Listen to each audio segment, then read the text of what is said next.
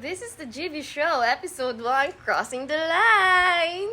Jibing-jibing ka na ba, our guest, Blue Perocho? Hello, guys. Okay, so, Yes? wait. Okay, so, excited ka masyado, ah. Of course, ang tagal kong inantay na tong podcast na to, Yes, ha? ilang days mo na ako kinukulit, actually. Okay, so, today, we are diving into the exciting world of Integrated Marketing Communication, or IMC. If you've ever wondered how brands stay consistent across social media, ads, campaigns, this is it. IMC makes it possible. And today, I am joined with an incredible long-term friend of mine, a professional who live and breathe IMC in their work. Cheers! But really, I cannot think of a better interview with than our guest, Blue Perocho. Hello, guys. Isang maprogramang gabi sa inyong lahat. This is Blue from Brand Level Up. Just a few background about me. I worked with Brand, and part of working with Brand is integrated marketing communication. Nabulol pa ako. So, we call it IMC. So, yan. Okay, so can you tell us more about you? Just a little introduction to give our viewers knowledge about you.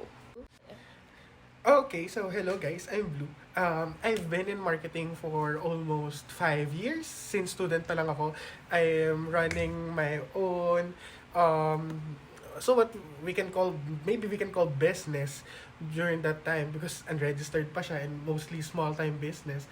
And other than my career, I love golf. If I'm not in marketing, you can find me on the golf course. And ano pa? Yun lang naman. That's all the exciting things that I can share with you guys about me. But I do hope you guys know that this friend of mine has a strong and established career in such a young age. So, before we start, let's set the stage. I'm just going to explain what IMC is about. It's creating an unified and consistent message across all platforms, whether it's social media, public relations, advertising, or content creation.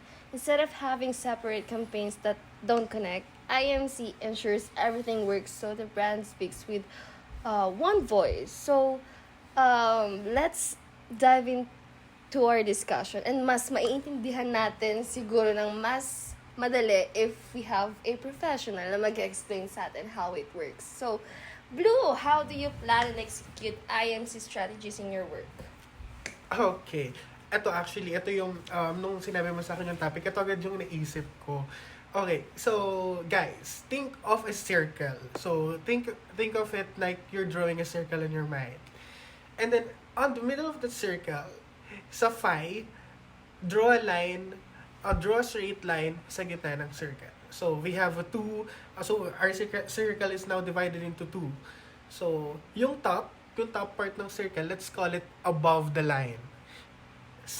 Yung second part, yung lower part ng circle, let's call it below the line. Tapos yung line within the circle na we imagine to draw in our creative minds. Let's call it integrated marketing. So, there are two types of communications. Actually, working with different agencies, ang tawag namin dyan, ATL and BTL. So, for those na medyo bago pa sa terms, ATL, yan yung mga traditional mass media types. Yung mostly wide consumers, wide audiences yung tina-target nan.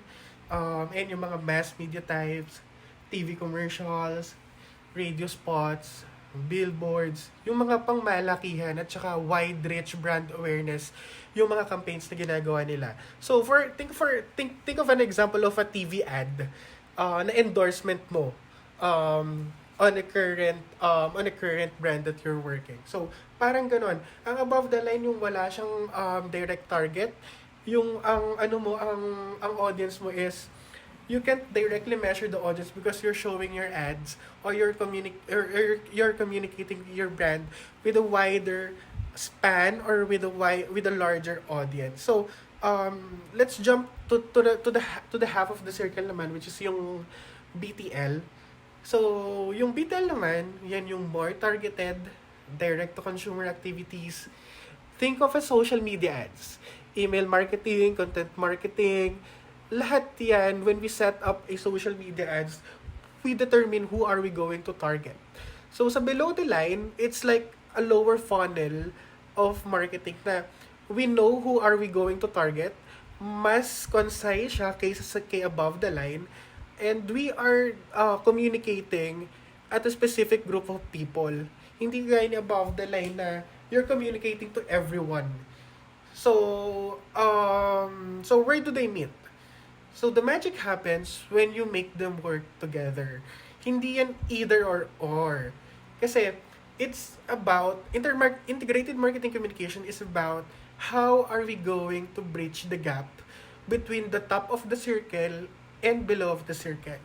So, yun. So, I'd like to tell you a story. When I'm working with my previous company, I can't disclose the name, so let's keep it confidential. It's a sausage brand. So, familiar man tayo lahat sa sausage. Lahat tayo, paborito ang sausage, di ba, Leah? Di ba? So, I worked with a brand of a sausage. That brand intends to serve a higher ticket market. Ang higher ticket market, sila yung mga medyo pang mayaman, hindi siya pwede sa pangmasa.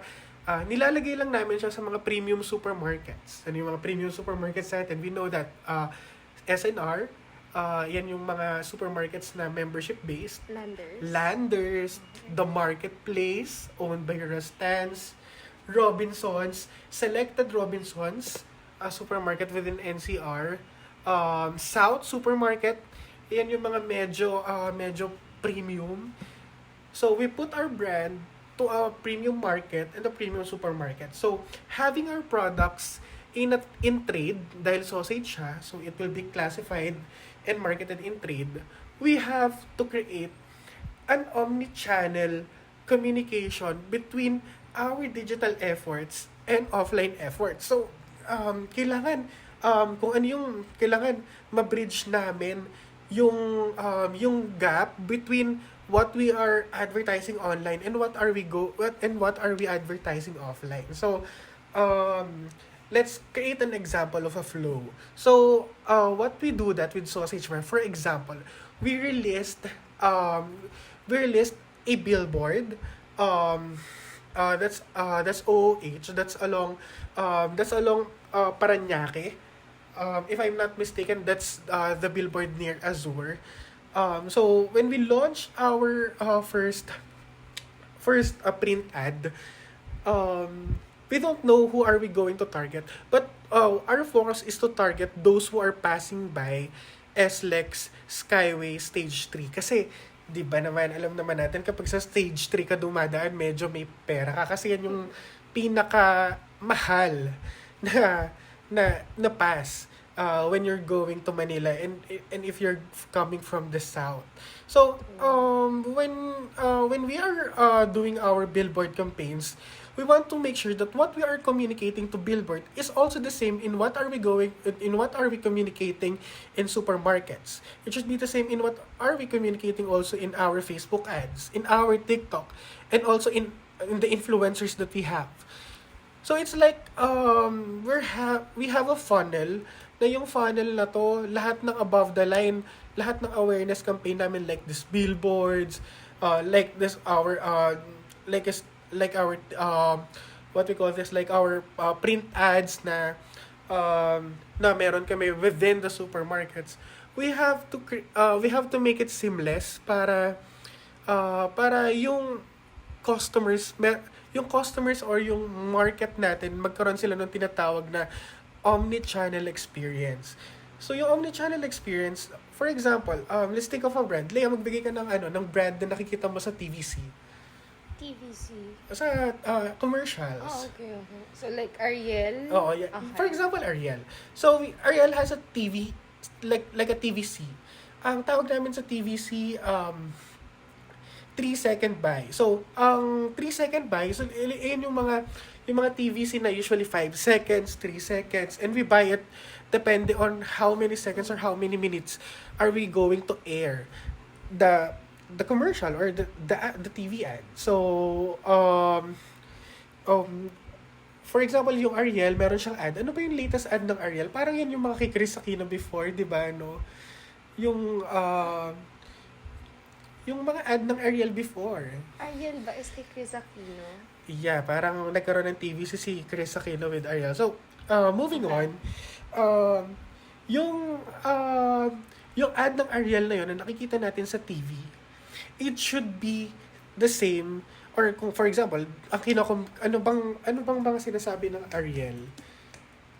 Wait. So, I have a question lang. Sa lahat ng ad campaigns na ginawa niya, what do you think is like yung parang pinaka-effective?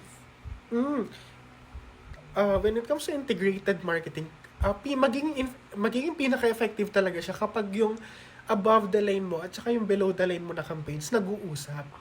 So, kasi, for example, balik tayo sa Ariel. Ano ba yung main communication ng Ariel? Best for yellow stain removal. So, 'di ba alam naman natin ang pagputi dapat Ariel. Ariel ang kumaga sa bakla, Ariel yung pinakamataas na uri ng bakla. So, ganon. Yung Ariel let's say for example, ang ad nila is best for yellow stain removal. So, yung ad nila na makikita mo sa TVC, which is above the line, dapat you're communicating the same message na tatawid siya to below the line. For example, sinabi mo sa TVC mo, best for yellow stain removal. Dapat, pagdating sa Facebook ads or email marketing, dapat iisa lang yung sinasabi mo, best for yellow stain removal. Because integrated marketing kasi, it's not just the marketing effort itself, it's about the communication. Kaya nga siya IMC. Actually, alam mo Lea, meron specific course sa marketing na BSBA major in marketing specialized in or major in integrated marketing communication. Kasi, yung communication between above the line and below the line, it's very strategic. Pwede kasi na sinasabi mo sa above the line mo ito, sinasabi mo sa below the line mo ito, to create your campaign goals, to get the result of your campaign goals. For example, sinabi namin sa TV ad namin or sa TV sa above the line campaign namin na Ariel ang pinakamagaling. Tapos sinuportahan namin sa below the line na Ariel ang pinakamagaling based from our experience. So, dahil may validation at may testimonials na meron ka ng trust building dun sa communication mo, mas converting yung dating niya dun sa audience. Yeah. Parang ganun. Okay. So, yun yung example ko when it comes to how you are going to execute an IMC within your campaigns. Yeah. Wow, actually, wait guys, kasi medyo na-amaze ako. I've been with Blue since we were high school, and alam ko na since then, ito talaga yung like strength niya. So, yeah, like as his friend, nakaka-proud to see na he's like doing well in his field. So, well, that's very interesting. Now, storytelling naman tayo. Storytelling is actually a big part of communication today. It is it is the one that sells. What role does digital storytelling or content play in your campaigns? Okay. All right. Pero wait, do you like agree na storytelling is the one that sells? Yes. Oh naman, we know that.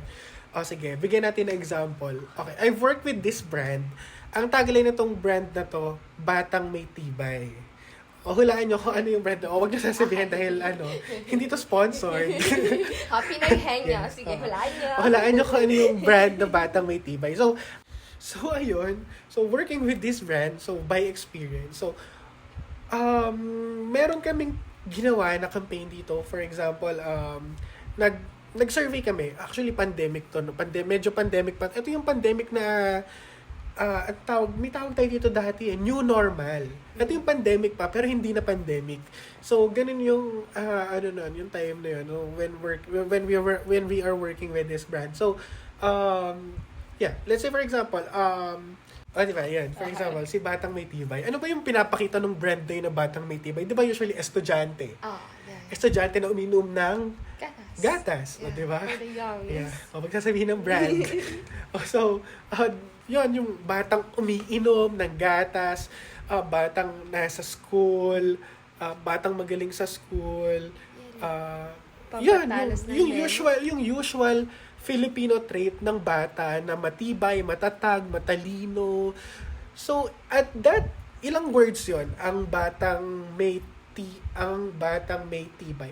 With that 4 words, pag in-execute siya into an ad, yung 4 words na yon nagkakaroon ng storya.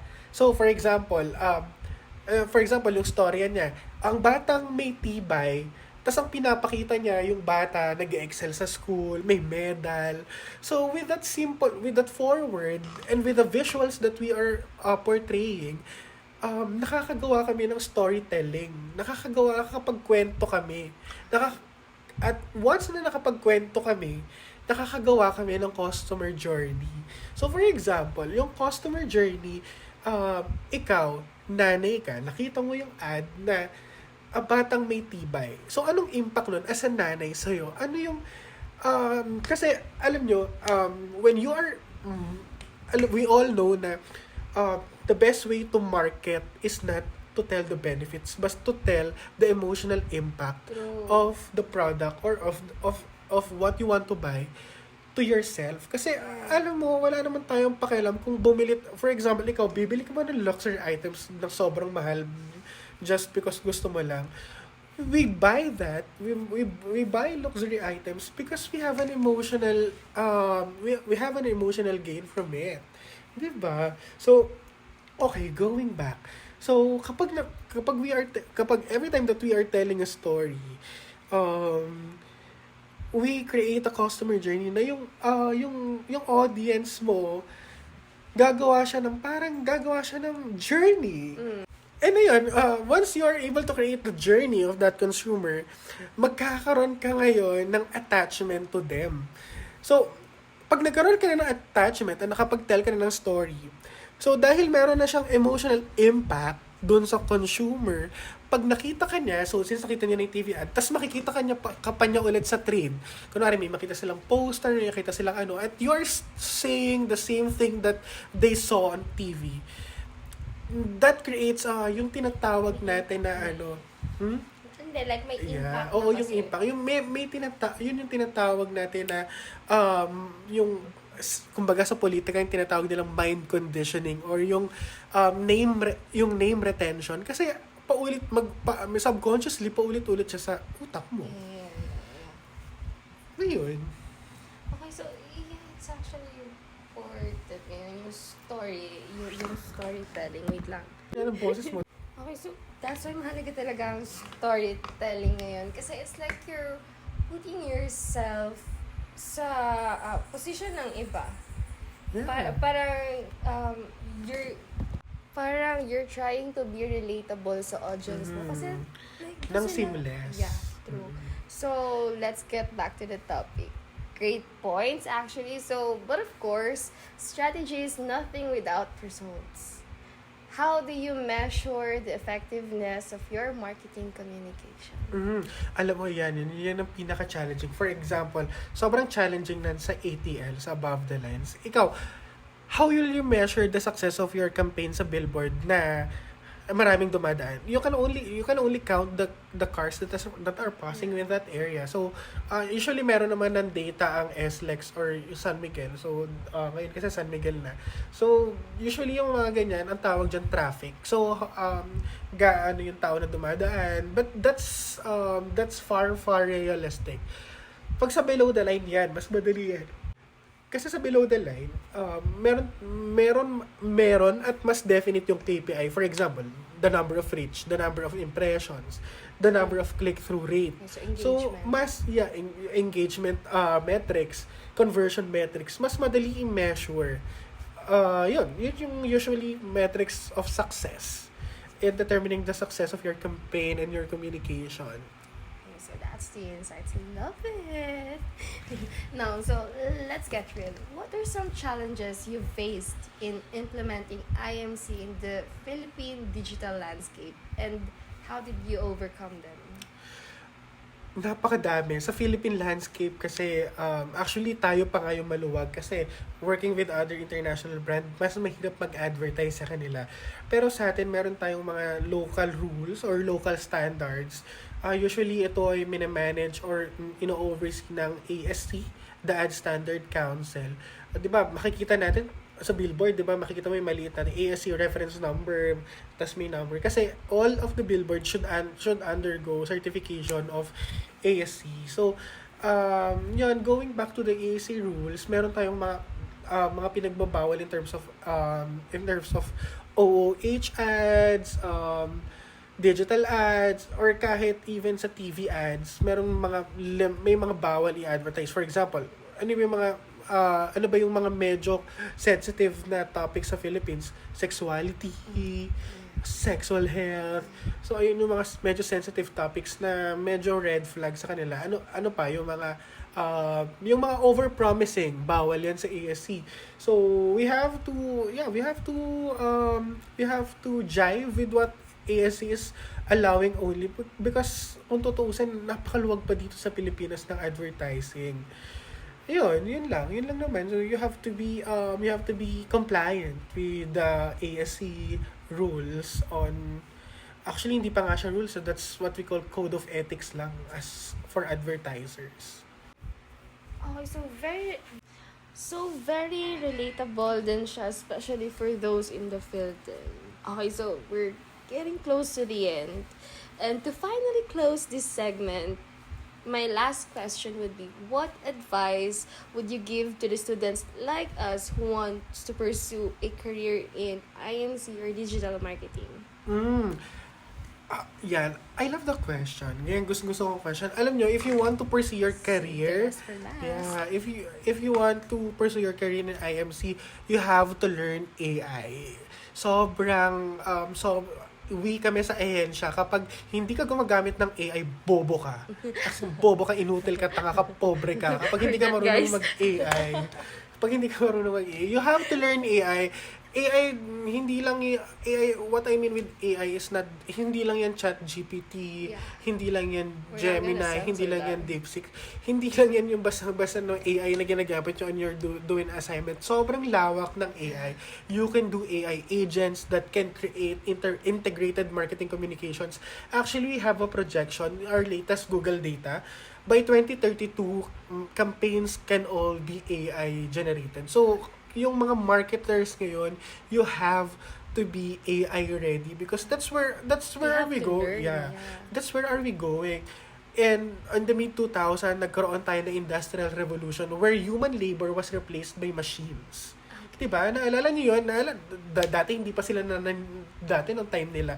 Ang yabong ko magsabi pa, pero hindi pa ako pinapanganak doon ha. Pero dati kasi nung time nila, natatakot sila with the machines. The same way nung nagsulputan ng Facebook. Diba dati natatakot tayo gumamit ng Facebook, ng YouTube, ng everything. So the same way with the Industrial Revolution. Dati, pinalitan yung Industrial Revolution, pinalitan yung human labor ng machine. Now, with AI coming in this world, this is another revolution where AI is taking over the human brain. I actually read the news about the next generation, like 2025 onwards, hindi na nila malalaman yung like world na walang AI.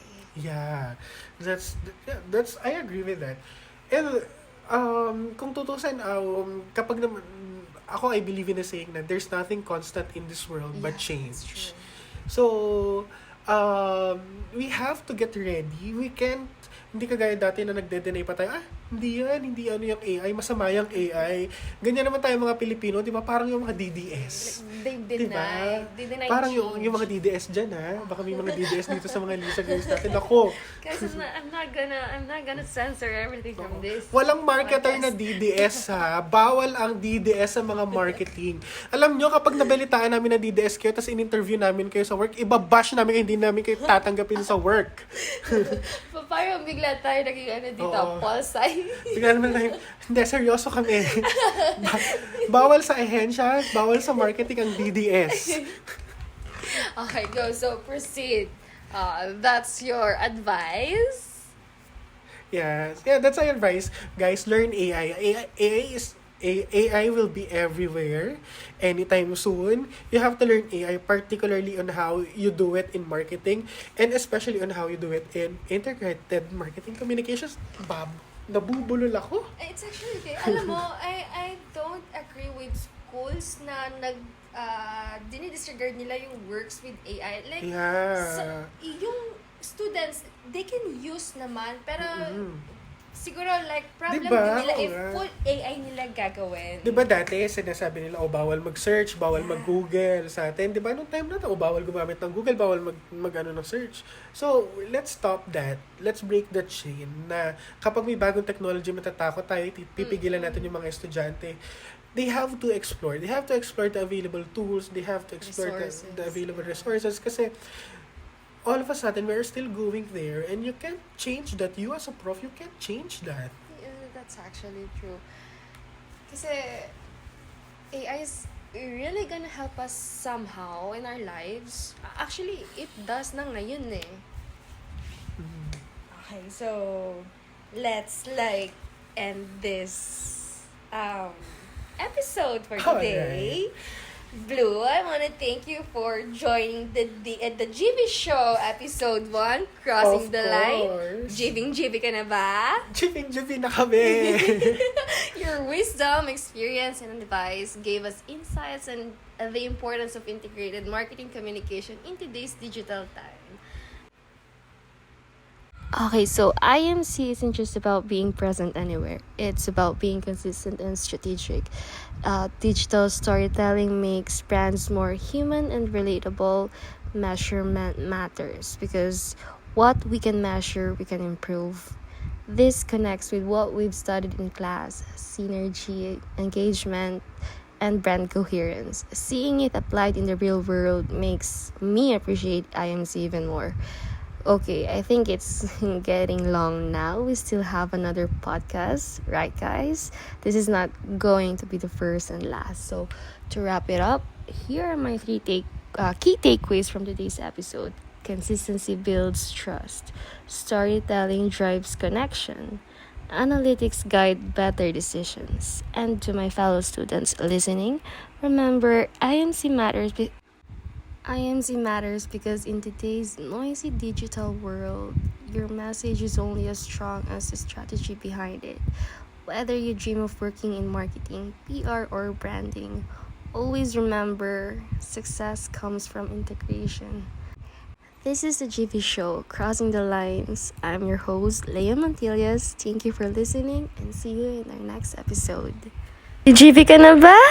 Jibing na kami.